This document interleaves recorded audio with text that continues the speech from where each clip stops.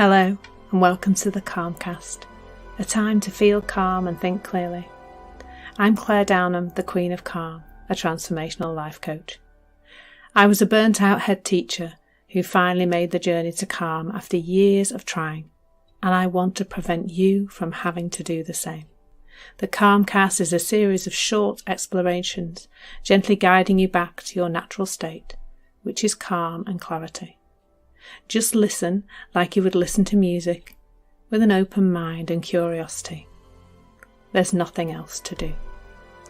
Now let's relax into today's episode.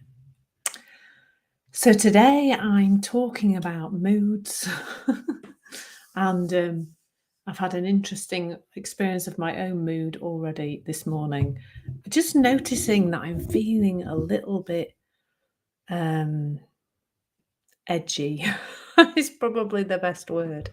And so I've delivered a warning to my other half to say, do you know what? I'm feeling a little bit today. Not sure what's going on, but I might be a little bit snappy. so he knows in advance. Although kind of once I've said that, I feel like it loses its energy a little bit. That's interesting, isn't it? Like once the awareness is there of the low mood can't really hang around in quite the same way. And one of the first things I want to say today is that we don't need to know why. I think we can end up down a right rabbit hole trying to work out why we're feeling the way we're feeling on any particular day.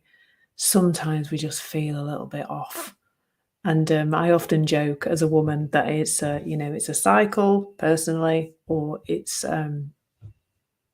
these days the menopause, or is it the full moon, or the new moon, or the Mars in retrograde, or Mercury, or some other such thing that I don't know enough about really, or is it the weather, or I don't know. It's all just. It's just how we are. Sometimes we just feel a bit blur. Sometimes I feel a bit blur today, and that's okay. I quite like the word meh, that teenagers invented. I think I like it. So that's the first thing about our moods, is that they are supposed to fluctuate. That kind of mood, that just kind of waking up feeling a little bit off. Now, there's another aspect of low mood, or another kind of low mood, I think. I feel like there's something different between, I don't know, maybe there isn't actually. Maybe it's all thought. What I think is helpful is, like I just said before, when we just realise that we're in a low mood, and we don't always realise, and that's when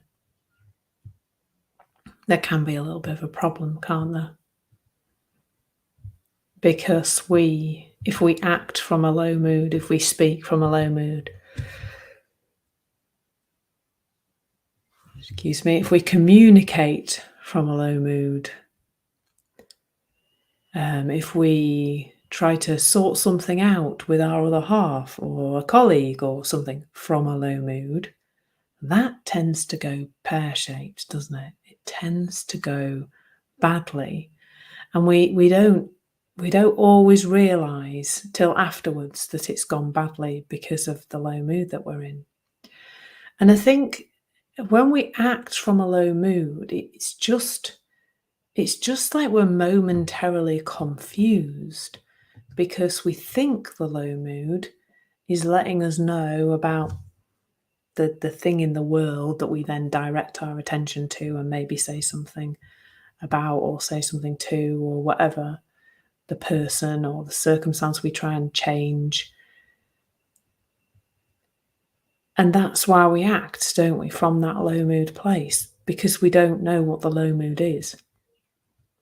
So a low mood it's an indicator of your state of mind, really. It's just letting you know that you're a bit off in your thinking. And when I say low mood, I mean any kind of feeling that, well, isn't our preference, any kind of feeling we want to get rid of. How we go about getting rid of that is often by doing something in the world, by saying something to somebody, by doing something to ourselves physically that isn't perhaps the healthiest of things to do. And that's because we're acting from low mood thinking. That's all it is, really. It's just a mistake. It's just a misunderstanding that in the moment we feel that low mood, we feel, frustrated, anxious, angry, whatever it is. And then we think that low mood is a piece of information about our environment, the people in it, the circumstances in it, the situations, or whatever it is. And then we act from that place. We act from that place of believing the information in the low mood is about the outside world. And that's just, that is the misunderstanding. It's the biggest, most prevalent misunderstanding. I would love actually for people to let me know a place in life where they think that misunderstanding isn't at play. In terms of when we look into the world and see the stuff that's going on, are the leaders of countries that are attacking other countries in a low mood? Too right they are. They're in a foul mood, aren't they? They are revved up. And, are the people who hurt other human beings in a low mood? Of course they are. Are we in a low mood when we shout at our partner or our children? Of course we are. Are we in a low mood when we send a ratty email to a colleague? Of course we are. Are we in a low mood when we eat chocolate and drink wine to the point of excess? Yes, we are. And it's not being in a low mood. It's not a problem being in a low mood. That's a human thing. It's also human to misunderstand the source of the low mood. The source of the low mood is not anything outside you. It's what's going on in here. That was Yorkshire, wasn't it? It's what's going on in here. It's what's going on inside you. It's an inside-out job. So the low mood is letting us know we've got low mood thinking. And of course, what happens is naturally, unfortunately, once we've kind of forth, that kind of seems to make it pass, but it's good to know you don't need to splurge it forth in order for it to pass. It can pass anyway, which is helpful to know, because often we think, well, if I'm going to feel better, I've got to get something out of me. I've got to put it out into the world to stop all these people out there doing the things they're doing that I don't like, or the circumstances being the way they are, or even me being a way I don't want to be. So it's sort of twofold. It's seeing when you're in a low mood, knowing that I'm in a low mood right now, and knowing that is not the best place from which to do things in the world, to say things, to act, to write things. Because your low mood is letting you know that you're not in a good thinking place. You're not in a calm thinking place. You're not connected to your innate wisdom and well-being very clearly. Your wisdom's there because it's letting you know through the low mood that what your state of mind is. And that is just so helpful. It just helps us to navigate through life, especially in our relationships, and all of life. I'm seeing more and more that all of life is a relationship. I have a relationship with this session I'm delivering right now. I have a relationship with other humans. I have a relationship with my business. I have a relationship with my sleep. I have a relationship with food. Everything in life we have some kind of relationship with. We are in relation with everything.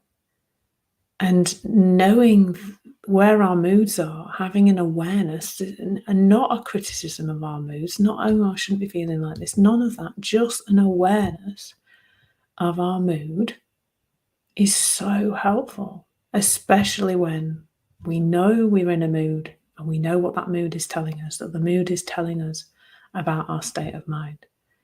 And then if we leave it alone, it just passes. We might need, well, we don't need to do anything. Something might make sense for you to do when you realise you're in a low mood and you realise that's you creating the low mood. For me, I just know I need a moment for myself. Just a breath. I don't mean like I need to go sit in a room for hours on my own or go for a walk. Just need a moment, a breath, feet on the floor, give myself a second. So yeah, having an awareness of both having a low mood and what a low mood means is really, really, really helpful. Thank you so much for listening. There's nothing to do now but bring some awareness to how this is working out in your life. Listen regularly to experience longer and longer periods of calm. This has been the Calmcast with Claire Downham, Queen of Calm. Take care and keep listening.